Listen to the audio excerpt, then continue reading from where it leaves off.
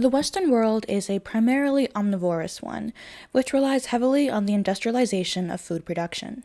Because so much of the US population lives in cities and so much land is required to support the needs of that population, it is rare that the average American sees anything of livestock processing besides a vague idea of the initial animal and the finished, plastic wrapped product.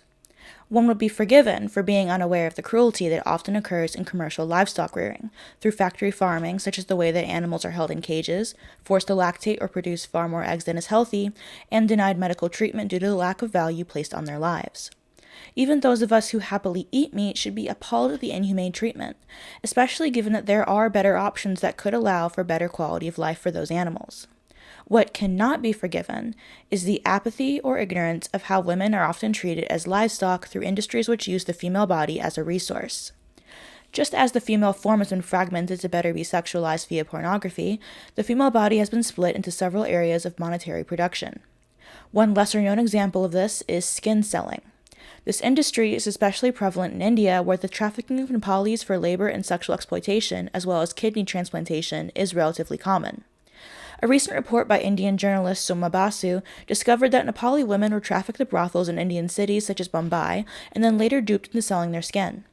Some victims said that they were drugged and their skin removed, with many unaware of the purpose of their injuries, ascribing it to the often sadomasochistic tendencies of their Johns.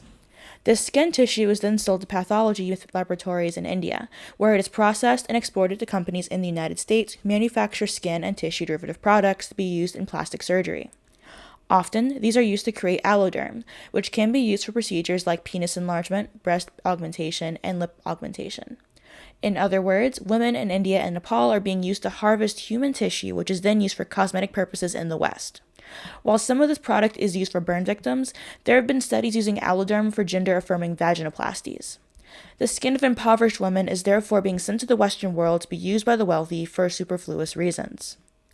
Egg donation is another way of incentivizing the sale of human body parts, as it is often presented to young women as a risk-free, helpful, and easy way to make quick cash, with up to $20,000 as incentives.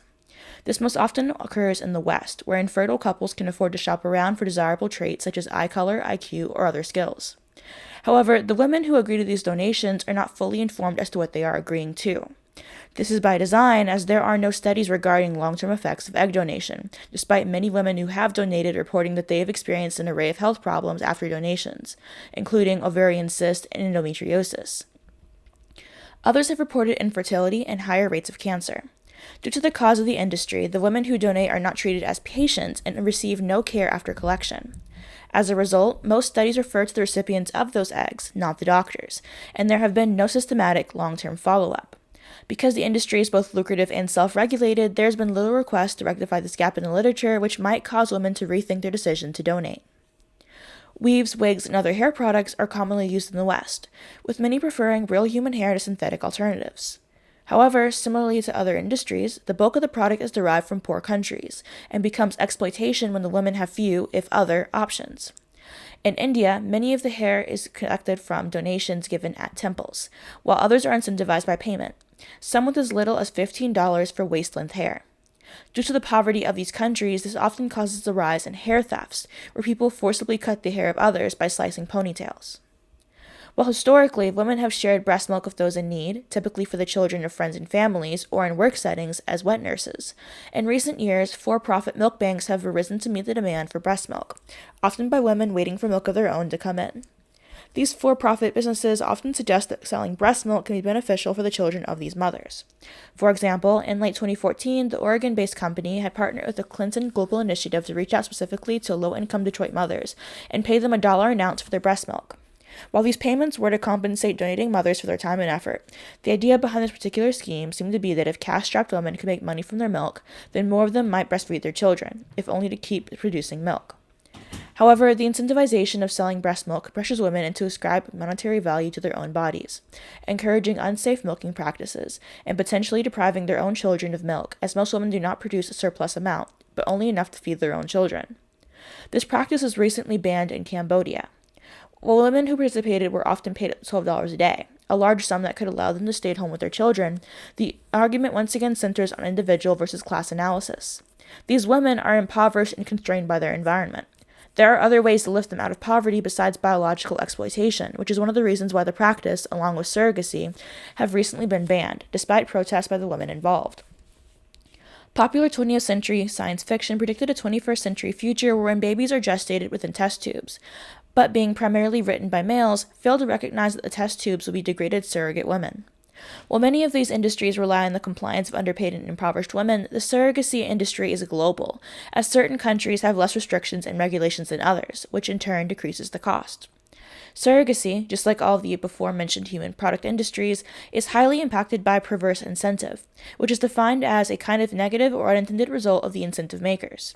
For example, perverse incentive is when countries offer reduced prison sentences to inmates willing to donate organs, a real program suggested by lawmakers in Massachusetts. This creates such a strong incentive that the disadvantaged person may agree to a risk they normally wouldn't. Perverse incentive is the same reason we don't allow payments for organ donation, as it would create a market where desperate people take health risks to make money, or worse, create a market for harvesting organs from unwilling donors for profit. This has led to the proliferation of prospecting, where husbands, fathers, brothers, or other family or community members entice or coerce the women into surrogacy, similarly to how women are coerced into prostitution by the men in their lives. Due to the cost of surrogacy in the United States, many have sought to use the wombs of women from impoverished countries, paying sums of $5,000 per child on average, the equivalent of 10 years' worth of wages for a rural woman. Often, the only other option available to these women is prostitution. Pregnancy itself has many risks, which makes it unlike other forms of labor. One of the most dangerous aspects of surrogacy is the increased likelihood of bearing more than one child. During IVF, more than one egg is implanted to ensure that at least one egg will implant, which results in a higher number of multiple births than non-IVF pregnancies. This poses a significant risk for both the fetuses and surrogate, as even a twin pregnancy strains organs such as the liver, kidneys, and thyroid, and causes the higher possibility of premature birth and other health issues. MM2 notes that 1/3 or even 1/2 of infant mortality is due to complications of prematurity, and a large contributor to prematurity is infertility treatment. C-section is also more likely, which can in turn cause higher risk of wound infection, increased bleeding, and elevated risk of problems during future pregnancies. Even those who do not medically need a C-section may be pressured into one to make the timing convenient for commissioning parents. Surrogates also have worse mental health outcomes due to the crowded conditions of surrogacy dorms, separation from their families, and feelings of being used due to a lack of follow-up after birth, especially after high-risk births. Approximately 20% of women in developing countries experience postpartum depression following delivery, which can lead to severe mental problems, including suicide. There are also limited studies that investigate the long-term physical and mental impact surrogacy may have on both surrogate mothers and children born from surrogacy. Quite simply, surrogacy is womb rental, and just as one cannot pay for a kidney or liver transplant, one should not be able to pay for a person's womb. It is not the same as traditional job labor, as it is inextricable from every aspect of a woman's life, as pregnancy is a bodily process. While surrogacy is often a well-paid job, it is not a position that can be quit, and because one cannot pause or separate from the job impacts all aspects of a person's life. Global surrogacy programs often control the surrogate's autonomy to a large degree, controlling what the surrogate eats, drinks, how much exercise she gets, and even where she lives and if she can see her family.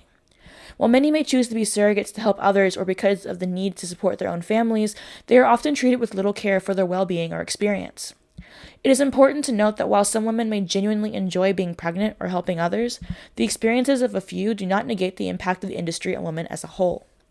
The surrogacy industry as a whole is built on the idea of children as being a human right, without recognition of the necessity of infringing on another woman's autonomy to achieve it. This idea is well explored in A Transnational Feminist View of Surrogacy Biomarkets in India by Sheila Saravanan. She writes, "The necessitation of surrogacy is justified by presenting infertility as a disease, a disability. Childlessness is socially constructed as a malady, arising from patriarchal hegemony of social norms pressurizing especially women to use artificial reproductive techniques. This myopic social and medical focus on women's bodies to solve infertility and the perpetuation of objectification and commodification of women's bodies is to fulfill patriarchal and commercial ends. Almost every article advocating for surrogacy begins with estimating the number of infertile couples or persons with infertility. Possibilities of technology, such as surrogacy, are assumed to enhance individual freedom, to control one's own destiny by embracing the ideology of autonomy.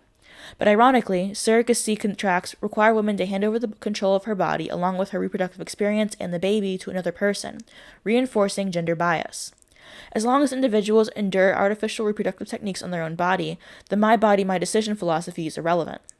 However, when individuals begin to put another person through the same physical and psychological pain, and possibly even death, as is in the case of surrogacy, the philosophy of individuality becomes void. The commercialization of the female body is a complex issue that extends beyond pornography and the sex industry. Women are often treated as livestock through industries that use their bodies as resources, such as the skin selling, egg donation, hair product, and breast milk industries. These practices are exploitative and perpetuate the poverty and lack of agency experienced by women in many parts of the world, most often support access to non-crucial items used for the beauty industry, or in supporting the belief that one has a right to children. It is crucial for individuals to become informed about these issues and demand ethical and humane treatment of all individuals, regardless of location.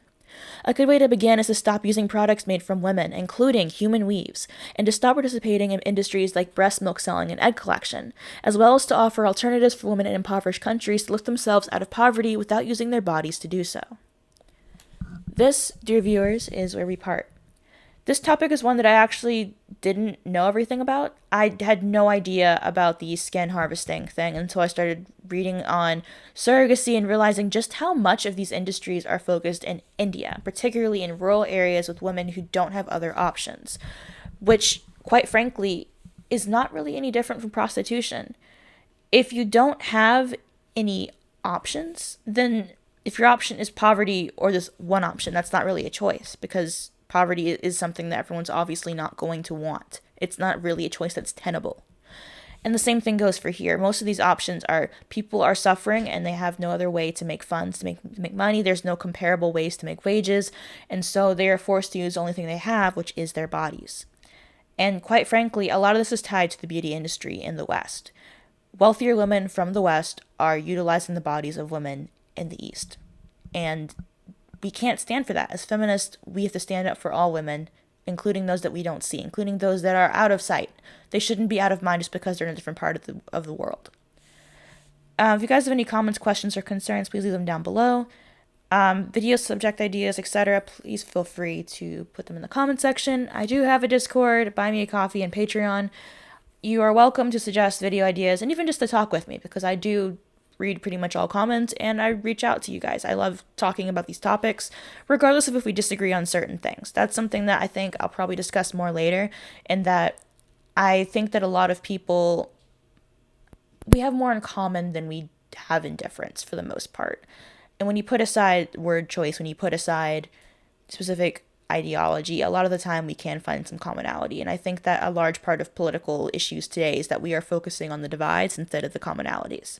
Not to mention that in discussion, you can often find a compromise. So even if you are someone who's hate watching, I would love to talk with you. And I'll see you guys next time. Bye.